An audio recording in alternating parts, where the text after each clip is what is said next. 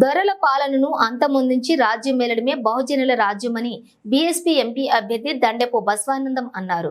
ఖైరతాబాద్ నియోజకవర్గంలో ఇంటింటి ప్రచారం కార్యక్రమంలోని ప్రజలకు కరపత్రాలను అందజేశారు. ఈ సందర్భంగా వారు మాట్లాడుతూ దేశంలో అరాచక ప్రభుత్వాలు ఏర్పడి ప్రజలను దోచుకుంటున్నారని మండిపడ్డారు.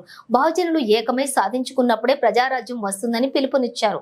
మే 13వ తేదీన జరిగే ఎన్నికల్లో బీఎస్పీ పార్టీ ఏనుగు గుర్తుపై ఓటు వేసి గెలిపించాలని ప్రజలను కోరారు.